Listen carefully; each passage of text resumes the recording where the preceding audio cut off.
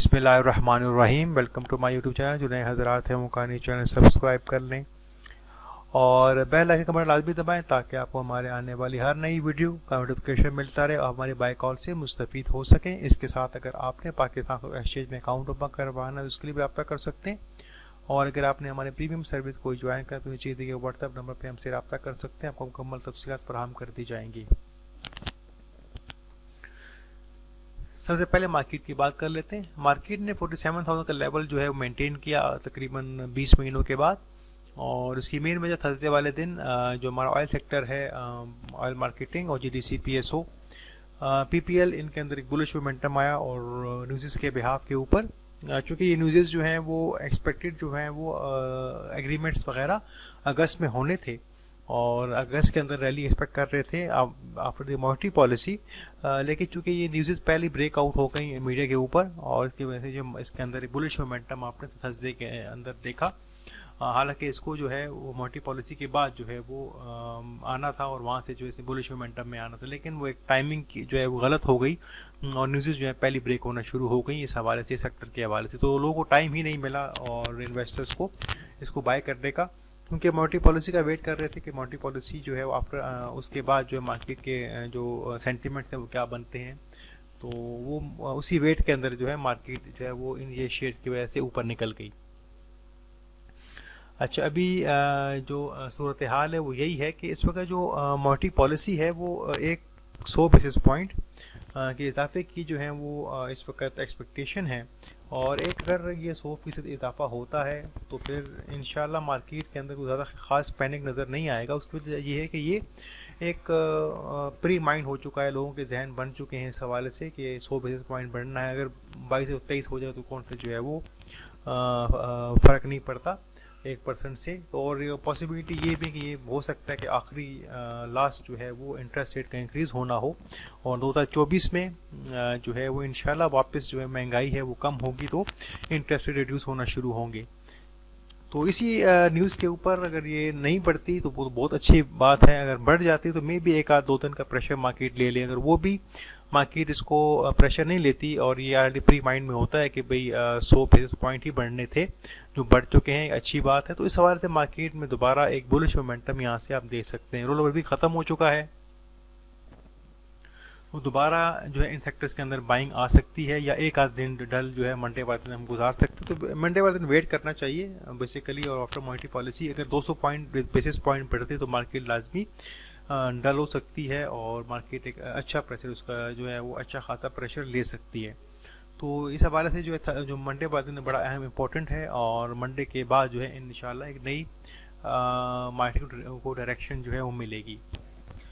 अच्छा, जो स्टॉक में आपके लेके उससे पहले जो है बात कर लेते हैं अपने फीपीएन लिपि की। और फीपीएन लिपि के मुताबिक अगर आप देखें कि मार्केट के अंदर जो मार्केट टूट नहीं रही उसकी एक बड़ी वजह ये भी है कि जो पब्लिक है उसके हाथ में माल बहुत कम है।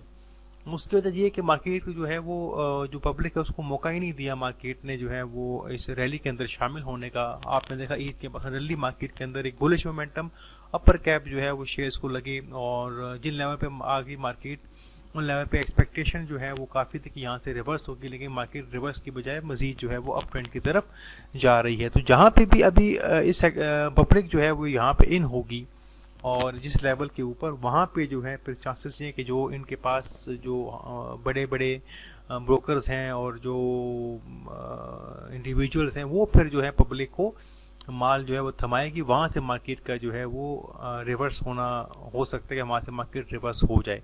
ये मेरी ज़ाती राय है, मे बी मैं गलत भी हो सकता हूँ, लेकिन मैं ये समझ रहा हूँ कि अभी क्योंकि अभी मार्केट इस चीज़ों को देखते हुए इंडिविजुअल इन शेयर्स को देखते हुए जो है लाजमी इसके अंदर एंट्री लेने की कोशिश करेगा और जहाँ पे जो हाई साइड पे चीज़ें सेल होंगी तो वो लाजमी एक इंडिविजुअल बाय करेगा और जो बड़े स्टेक होल्डर्स हैं वो उनको सेल करेंगे और वो खुद प्रॉफिट लेके साइड पे हो जाएंगे, फिर वो उनके हाथ में वो चीज़ें रह जाती हैं। तो अभी काफ़ी मुहतात रहने की ज़रूरत है। मार्केट जो है अगर आप ने 1000 शेयर लेने हैं किसी भी स्टॉक के तो आप उसको जो है मिनिमाइज करके 30% पे ले आएँ। खुदा ना ख्वास्ता कि वो नीचे आती भी है तो आप उसका जो लॉस है वो बर्दाश्त कर सकें। तो आपके सामने ये जो स्टॉक है पीपीलीपी का, उसके मुताबिक जो है देखिए बैंक्स भी सेलिंग साइड पे हैं, ब्रोकर्स भी सेलिंग साइड के ऊपर मौजूद हैं। कंपनीज जो है वो माल को बाय कर रही हैं, फॉरेन कॉर्पोरेट्स माल को बाय कर रहे हैं, और उसके बाद इंडिविजुअल जो है वो जीरो के साथ हैं। इंश्योरेंस कंपनीज जो है वो भी माल को सेल कर रहे हैं। म्यूचुअल फंड जो है वो सेलिंग साइड के ऊपर मौजूद है, अदर ऑर्गेनाइजेशन भी सेलिंग साइड के ऊपर मौजूद हैं। तो ओवरसीज पाकिस्तानी भी सेलिंग साइड के ऊपर मौजूद है। इससे ऐसा लगता है कि अभी भी जो है जो कंपनीज हैं या फॉरेन कॉर्पोरेट्स हैं और ब्रोकर्स जो लास्ट कुछ टाइम से बाइंग के ऊपर थे, वो भी अभी सेलिंग साइड पे आ चुके हैं। और म्यूचुअल फंड तो है ही सेलिंग साइड के ऊपर, इंश्योरेंस कंपनी भी सेलिंग साइड पे आ चुकी हैं। तो भी काफ़ी मुहतात रहने की ज़रूरत है। बार बार मैं ये कह रहा हूँ कि हाई साइड पे जो है वो चीज़ों को बाय अभी नहीं करना। उसके वजह ये कि OGDC आप एक अपर कैप लगा, फिर अपर कैप जो है वो ओपन हो गया, तो अभी वो सस्टेन जो है वो नहीं हो पा रहा, और वो फुल जो है वो बुलिश मोमेंटम के अंदर अभी भी शेयर मौजूद नहीं है। तो अभी जो मैं शेयर आपके लेके आया हूँ, इन्वेस्टमेंट के हवाले से बड़ा बेहतरीन शेयर है, पे आउट के हवाले से बड़ा बेहतरीन शेयर है, और इसकी जो है अगर हम हिस्ट्री देखें तो अच्छे पे आउट के साथ जो है ये मार्केट के अंदर शेयर मार्केट के अंदर मौजूद है। तो इसको अगर हम बाय करना चाहते हैं इन्वेस्टमेंट के हवाले से, बाकी शेयर बढ़ चुके हैं, आप कहते हैं कहीं मैंने इन्वेस्टमेंट करनी है या मैंने कहीं पे ट्रेडिंग करनी है, तो उस हवाले से ये स्टॉक आप इसको ले सकते हैं। मारी पेट्रोलियम लिमिटेड जो है इसके अंदर अगर आप इन्वेस्टमेंट करना चाहते हैं तो बड़ा बेहतरीन शेयर है। आप इसके पे आउट हिस्ट्री देख सकते हैं। बोर्ड मीटिंग भी जो है अगस्त के अंदर में भी इसके अनाउंस हो सकती है, तो एक बुलिश मोमेंटम के साथ ये आगे आपको जो है दिखाई देगा। और इसकी अगर आप देखें पे आउट वगैरह 890% जो है इसे दिया है जनवरी 2023 में, उससे पे 620%, 620, 750, 600। तो एक अच्छे इसकी हिस्ट्री रही है 21 से लेकर 23 तक, और अभी भी जो है एक्सपेक्टेशन इससे काफ़ी जो है वो अच्छी है, और इंशाल्लाह ये आपको मायूस यहाँ से नहीं करेगा। तो अभी भी ज़्यादा शेयर ये नहीं बढ़ा। इसको अगर आप लेना चाहते हैं इसको, तो आप लाजमी इसके अंदर इन्वेस्टमेंट जो है वो कर सकते हैं। इसकी अगर आप हिस्ट्री मैं आपको दिखाऊं, जो इसके लास्ट 21 तारीख से लेकर 27 तारीख तक आप इसकी हिस्ट्री चेक करें कि 1540 की एवरेज बनती है इसकी, जो लो इसने लगाया है तकरीबन लास्ट 1 वीक के अंदर 21-27 के 1540, और हाई इसका देखें 1589।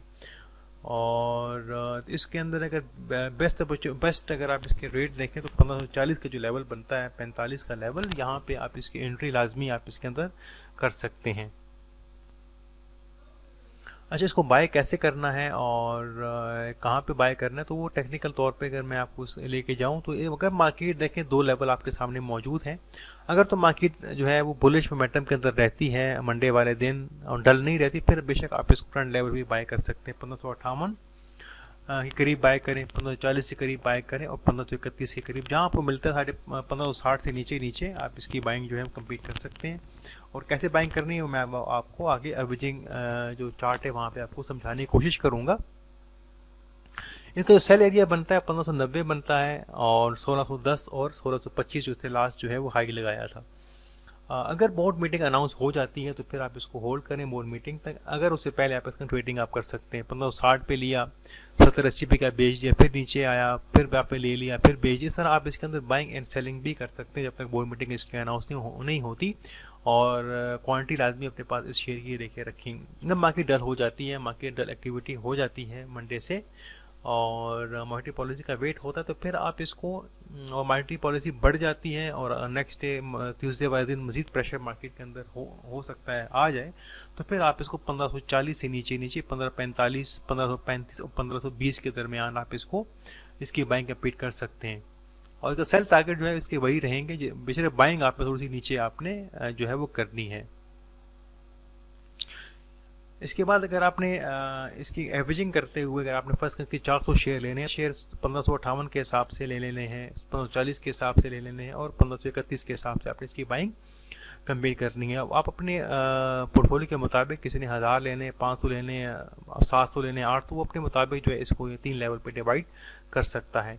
और अगर डल हुई तो मैं दूसरे लेवल आपको बताएं, वो आप यहाँ पुट करके उनको भी आप बॉटम पे बाय कर सकते हैं। इसका जो टारगेट रखें 1590 इनिशियल टारगेट आप रख सकते हैं। वहाँ पे आपने कम से कम 30 से 35% सेल करना है, फिर नीचे मिलता है, फिर दोबारा री बाय करना है। जो आप जिस लेवल पे बाय करेंगे जिस हिसाब से उसी लेवल पे आपने जो अप साइड पे आपने उसी परसेंटेज का आपने सेल भी करना है। अगर आपने 132 बाय किए हैं तो आपने सेल भी इतने ही करने हैं इस परसेंटेज के हिसाब से।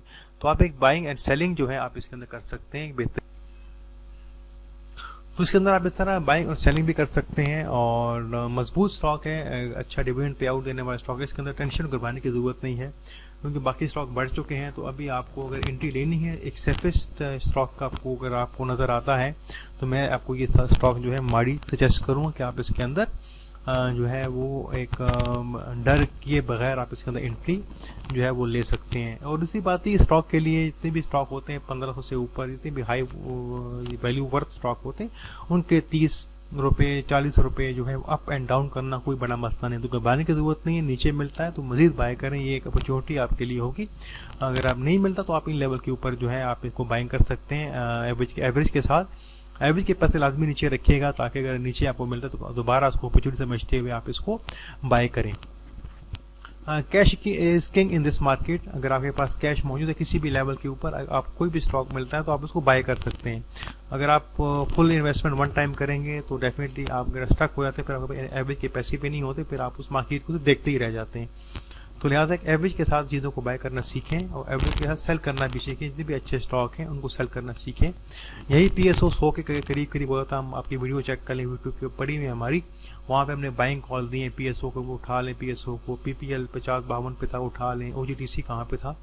तो जिन लोगों ने अक्लमंदी का मुजाहरा किया, लेकिन चूँकि उस टाइम डिफ़ॉल्ट की खबरें थी और डिफ़ॉल्ट के ऊपर शेयर काफ़ी डाउन हुए थे, तो बस लोगों के अंदर ये पैनिक था कि ये ना हो अगर मुल्क डिफ़ॉल्ट कर दे फिर पता नहीं क्या होगा, तो उनके पैसे सारे ना डूब जाए, तो वो मार्केट से जो है वो आउट हुए थे।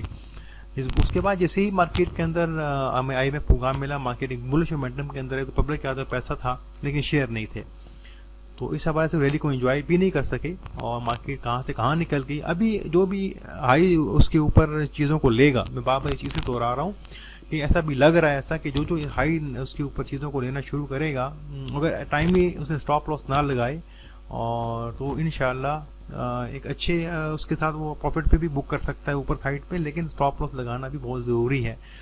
खुदा ना खास्ता मार्केट नीचे आती है, ड्रैगडाउन होती है, तो आप कम अज़ कम जो है मिनिमम लॉसेस के साथ मार्केट से आप बाहर जो है वो आ जाएं। स्टॉप लॉस का इस्तेमाल जो है बहुत ज़रूरी है इस मार्केट के अंदर। और स्टॉप लॉस के साथ जो है अगर एटलीस्ट आप स्टक नहीं होते, आपके पास कैश अगर आप आ जाता है आपके हाथ में, तो आप मज़ीद छोटी मार्केट आपको देती है, तो वहाँ पे दोबारा आप मार्केट इन हो सकते हैं। अगर आप स्टक हो जाते हैं तो फिर आप ज़ाहिर आपको कैश जब स्टक हो जाता है, आपके पास बाइंग पावर नहीं होती, तो फिर आप मार्केट को आप जो है वो देखते रह जाते हैं। तो इस तरह के जो बाय कॉल जो है वो लेने के लिए आप हमारे चैनल को हमें सब्सक्राइब करें, और अगर आपने हमारे प्रीमियम सर्विस को ज्वाइन करें तो चीज़ देखिए व्हाट्सएप नंबर पर मुझसे रब्ता कर सकते हैं। आपकी वीडियो देखने का बहुत बहुत शुक्रिया। Thank you very much. अल्लाह हाफिज़।